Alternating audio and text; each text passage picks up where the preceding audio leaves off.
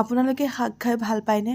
মই আচলতে শাক খাই খুব বেছি ভাল পাওঁ আৰু এই শাকখিনি সিদিনাখন দীপৰ বিলত গৈছিলোঁ আৰু তাৰ পৰাই কিছু শাক আৰু লগতে কিছু লোকেল মাছ আনিছিলোঁ।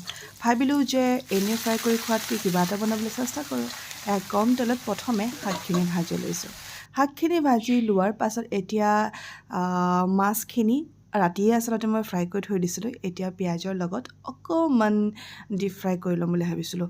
এনেদৰে সৰু মাছ পিঁয়াজৰ লগত ভাজি খাই খুব বেছি ভাল লাগে। সেই মাছখিনি ভাজি উঠাৰ পাছত মই আৰু বনাবলৈ চেষ্টা কৰিছোঁ যে আলু আৰু বিলাহীৰ লগত সৰু মাছটোৰ জোল। আৰু সৰু মাছ যোনে যোনে খাই ভাল পায় তেওঁলোকে কমেণ্ট এটা কৰি দিব।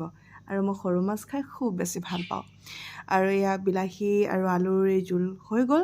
ইয়াতে অকণমান যেতিয়া উতলিব তাৰপিছত সেই মাছখিনি ঢালি দিম। তাৰপিছত আলু বিলাহীৰ জোল হৈ গ'ল। একদম কম সময়তে হৈ যায় আৰু কোনো ধৰণৰ মছলা মই ব্যৱহাৰ কৰা নাই।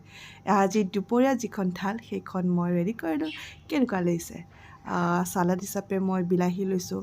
তাৰপিছত এই সৰু মাছকেইটা আৰু অকণ ভালকৈ ভাজিলোঁ আৰু শাক পিঁয়াজি এইটো ফিছ ফ্ৰাইটো, তাৰপিছত ইফালে স্কোৱাছ বইল কৰি লৈছোঁ আৰু ইফালে দাইল আৰু এইটো আলু বিলাহীৰ মাছ। আৰু এনেদৰে প্লেট কিন্তু সদায় সজাই খোৱা নহয়, কিন্তু আজি খালোঁ, খুব বেছি ভাল লাগিছে।